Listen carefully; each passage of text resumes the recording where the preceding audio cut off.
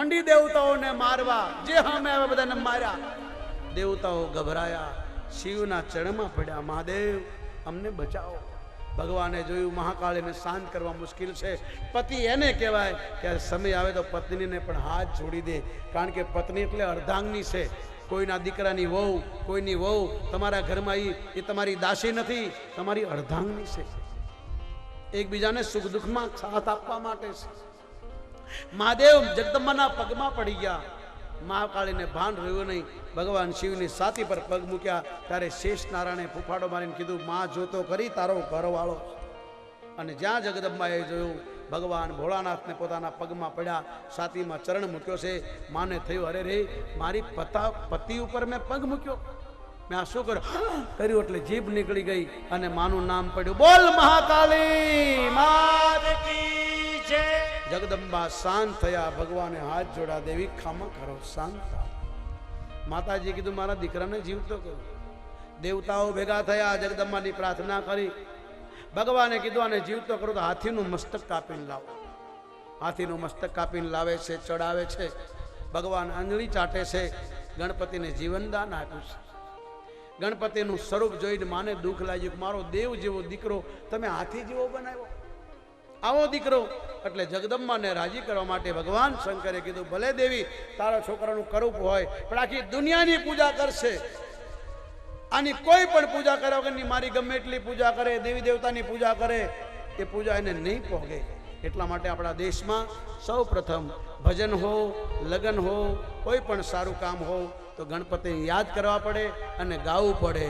જય ગણેશ, જય ગણેશ, જય ગણેશ દેવા, જય ગણેશ, જય ગણેશ, જય ગણેશ દેવા.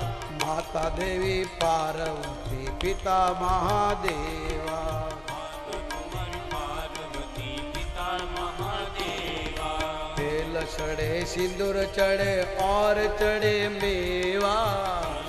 હે ગજાનન, હે ગણપતિ. તેલ ચડે, સિંદૂર ચડે, और ચડે મેવા.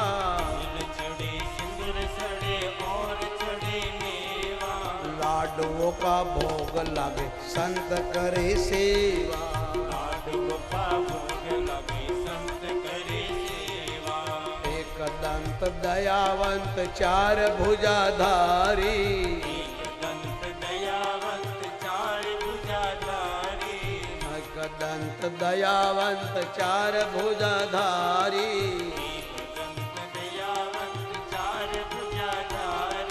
माथे पे मुंगट चोहे, मुसक की सवारी. माथे पे मुंगट चोहे, मुसक की सवारी. अंधे को आँख देत, कोढ़िन को काया. अंधे को आँख देत, कोढ़िन को काया. वांझिया को पुत्र दे, निर्धन को माया.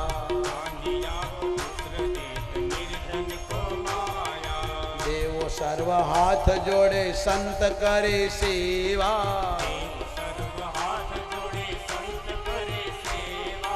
तुलसीदास चरण आयो, दया करो देवा. तुलसीदास शरण आयो, दया करो देवा. बोलो जय गणेश, जय गणेश, जय गणेश देवा.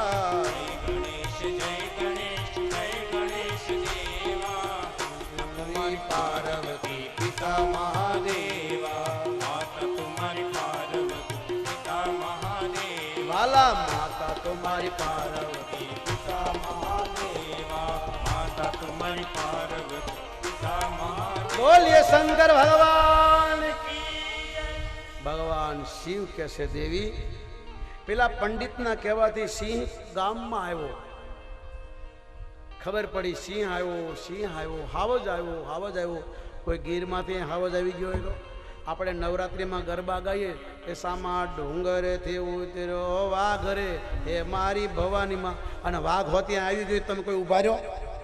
હું તમને કહું કે ભાઈ ઉભા રહ્યો, તમે કહો બાપુ તમને ભલે ખાઈ જાય, કોઈ ઉભા રહ્યો?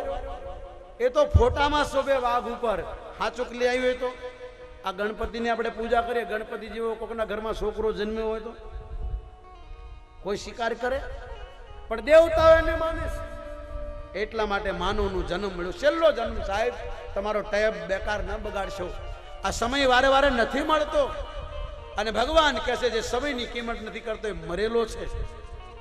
રોજ સૂર્યનારાયણ આપણા દિવસો લઈ જાય છે, આપણા જીવનના દિવસો ઓછા થઈ રહ્યા છે.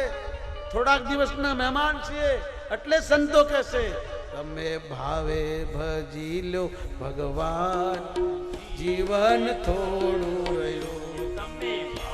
આમાંથી બહાર નીકળો, કલ્યાણ થયું કરો. કઈક આત્માનું કરજો કલ્યાણ,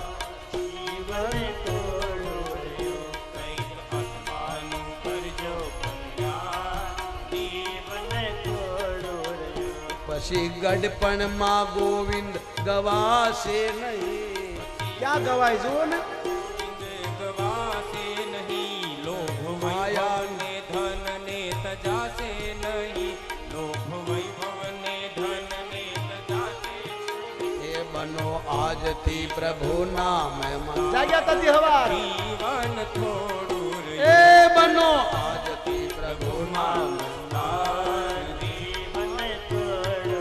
એ વાલા ભાવે ભજી લો ભગવાન, જીવન થોડું રહ્યું. તમે ભાવે ભજી લો ભગવાન, જીવન થોડું. હિજરાશે તીને ભક્તિનું ભાતું. આ સમય મળ્યો સાહેબ, આનો ઉપયોગ કરો. કઈક ડરતો પ્રભુજીનો ભગવાનથી ડરજો, ઉપર વાળો જોઈ રહ્યો છે. સમય મત બગાડો. થોડા દિવસના મહેમાન, જીવન આ દુનિયા કાલે ભૂલી જશે, છોકરાઓ ભૂલી જશે. બાળપણને યુવાનીમાં અડધું. બાળપણ ગયું, જવાની ગઈ, હવે ગડપણ આવ્યું, મરવાના દિવસો આવ્યા. આમાં તો કંઈક કરો. ભક્તિના માર્ગમાં ડગલું ભર્યું નથી. ભક્તિના આખી જિંદગી આજ કરશો સાહેબ. બાકી છે એમાં દ્યો ધ્યાન. થોડુંક બાકી છે, એમાં ધ્યાન આપો. આખી જિંદગી આવું જ કરવાનું. બાકી છે એમાં દ્યો ધ્યાન. જીવન થોડું.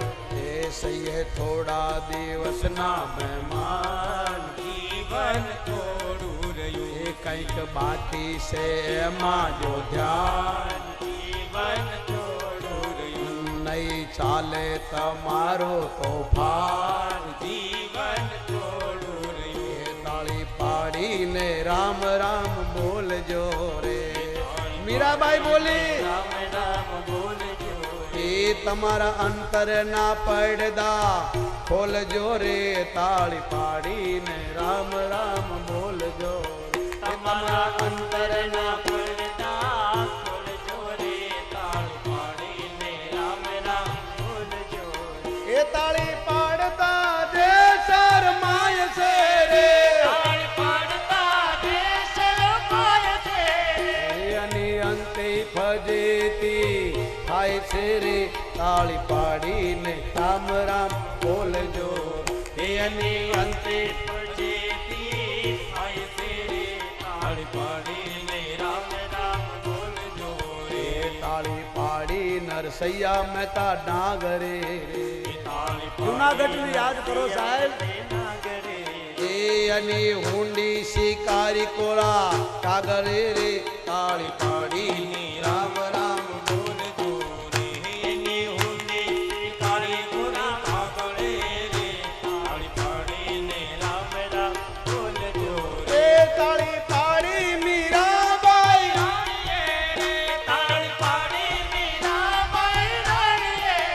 એ અના ઝેર પીધા મોરારીએ રે.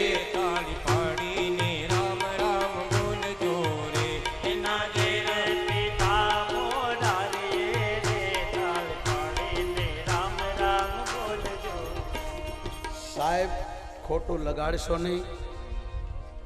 સાધુના નાતે મારો કહેવાનો તમને હક છે. તમારા ગામનો રોટલો ખાવશું સાહેબ. સમયની બહુ કિંમત છે.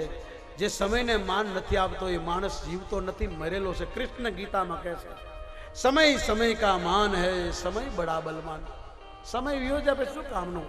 એ જ અર્જુન, એ જ ગાંડીવ, કાબો ને લૂંટ લિયા, ઓહી અર્જુન વહી બાર. અને તુલસીદાસ કહે છે તુલસી સમયો વે ગયો ભજ્યા નહીં જગદીશ એ ઢોર કરતા તને માણસ ઘર્યો ઢીક દાઢી ઢીક મૂસ આ તુલસીદાસ બોલ્યા ખોટું લાગે તેને ગાળો દેજો સાહેબ આ સમય મળ્યો સાહેબ આખી જિંદગી ગપ્પા માર્યા આખી જિંદગી આપણે બગાડી એક થોડાક દિવસ આવા મળી જાય તો એનો ઉપયોગ કરવો સાહેબ આ અનમોલ સમય તમારા ગામના આંગણે ગંગા વહી ગઈ છે કિનારે બેઠીને સબસબિયા ન કરશો કંઈક આચમન કરજો તમારા જીવનમાં કંઈક ઉતરે એવું કરજો સાહેબ મારા ગુરુએ મને કાગડામાંથી કોયલ જેવો બોલતો કરી દીધો હું એક બગલો હતો મને હંસની ચાલ કરતો શીખવી દીધો હું એક નુગરો હતો મને તમારી વચમાં મૂકી દીધો મારી સામું જુઓ સાહેબ આ કોઈ લખેલી વાતો નથી સાહેબ આ શાસ્ત્રોની સંતોની વાતો છે કબીર સાહેબ બોલવા લાગે તો હજારો માણસો ભેગા થઈ જાય અને પેલા ચાર ચાર વેદના ભણેલા બ્રાહ્મણો બોલે રાયડું નાખે અમારી પાસે બેહો પણ પેલા નવરા થાય કહું તો આવે ને પણ કબીરને પૂછ્યું કે એ તું અભણ માણસ છો કાંઈ ભણેલો નથી છતાં પણ લોકો તારી પાસે ભેગા થાયનું કારણ શું તો કબીર કહેશે તમે બોલો છો કાગજ લેખી અને હું બોલો છું આંખો દેખી સાહેબ મારી આંખે દેખાય તે તમને કહું છું ખોટું લાગે તો બે રોટલા વધારે ખાજો મહાદેવ કહેશે સિંહ આવ્યો ગામમાં ખબર પડી આખું ગામ પોતપોતાના ઘર બંધ કરીને બેસી ગયું બ્રાહ્મણના ઘેરે આવ્યો બ્રાહ્મણ એને આવકાર આપ્યો બ્રાહ્મણના ખાટલા પાસે બેસી ગયો 2 દિવસ 3 દિવસ દીકરીના લગ્નનો સમય આવ્યો મહેમાનો આવે છે પણ પેલા સિંહને જોઈને બહાર ઉભા રહે છે પંડિતે કીધું આવતા રહ્યો પેલો કે પણ પેલો બેઠો છે ખાઈ લે છે ત્યારે શંકર ભગવાન કહે છે પાર્વતી એ વિદ્વાન બ્રાહ્મણ જેના સિંહથી જંગલ કાપે એ સિંહ મિત્ર બન્યો છે મિત્રતાને સિંહ માને છે સાનો માનો બેઠો છે પોતાના પગ ચાટે છે પોતાની જીભે પોતાના ક્રોધને શાંત કરે છે અને પેલા બ્રાહ્મણે કીધું કે આવતા રહ્યો પેલા કે પણ હાવજ બેઠો છે કે હાવજ નથી મારો કૂતરો છે આવો અને શંકર કહે છે પાર્વતી અને હાવજ પછી થયો ખાટો એ મૂર્ખા પેલા ઉભા ઉભા ધોતિયા ઢીલા થઈ ગયા છે અને તું કૂતરો કહેશ પણ મેં તને મિત્ર માન્યો તું ઉભો થા જલ્દી કુવાડો લાય તારા ઘરમાં હોય તો જે હોય એ લાય પેલો કે કેમ કે તું લાય પેલા અને પેલો અંદરથી કુવાડો લાવે મહાદેવ કહેશે માતાજીને હે ભાઈ પાર્વતી માને અમર રામાયણમાં અમરનાથની ગુફામાં કથા ચાલે છે અને મહાદેવ કહેશે પેલો બ્રાહ્મણને આવ્યો એટલે સિંહે કીધું મારા માથામાં અને કુવાડો માર્યો સિંહના માથાની અંદર હાડિયા પડી ગયા લોહી લુવાણ થયું સિંહ પોતાનું લોહી ચાટતો તો બહાર નીકળ્યો મહેમાનો ભાગવા લાગ્યા હાવજ આવ્યો પણ હાવજ કાંઈ બોલ્યો નહીં સીધો જંગલમાં જતો રહ્યો સાહેબ અને 6 મહિના પછી આના ઘેરે આવ્યો તો રોજ દૂધ પીને રહેતો હતો પણ આ તો માંસાહારી જીવ મરેલાને ખાય નહીં સિંહ જ્યારે ભૂખ્યો થાય જંગલનો રાજા એને એટલા માટે કીધું ભગવાન કૃષ્ણ ગીતામાં કહેશે મૃગોમાં સિંહ હું છું સિંહ એ ભગવાનનું સ્વરૂપ છે અને સિંહ જંગલનો રાજા છે એ 6 મહિના જીવે છે ચોમાસું આવે એટલે ગુફામાં ઘૂસી જાય કારણ કે બાદલ ગરજે એને ગમતું નથી એટલે કૃષ્ણ બોલે છે મૃગોમાં સિંહ હું છું સિંહ એ ભગવાનનું સ્વરૂપ અને સિંહ પર જગદંબા જ બેસી શકે છે આ શક્તિ જ બેસી શકે તમારું મારું કામ નહીં સાહેબ જેને આપ અબળા કહો છો ને આ શક્તિ છે આ જગદંબા છે અને એ જ બેસી શકે અને તમે બધા સિંહ છો છતાં તમને વશમાં કરે છે તમે એને આય નાખ્યા પગમાં નાખ્યા છતાંય તમને નચાવે કારણ કે જગદંબા છે સિંહ પર બેસનારી આ શક્તિ છે આ તમારી દીકરી તમારી પત્ની તમારી માં બનીને આવી એ તમને સુખ આપવા બાકી આ મામૂલી નથી ઇન્દ્ર ધ્રુતો જગદંબાના રૂપને જોઈને ગભરાઈ ગયો માનું રૂપ જોઈને ગભરાઈ ગયો મહિષાસુર ગભરાઈ ગયો શિવ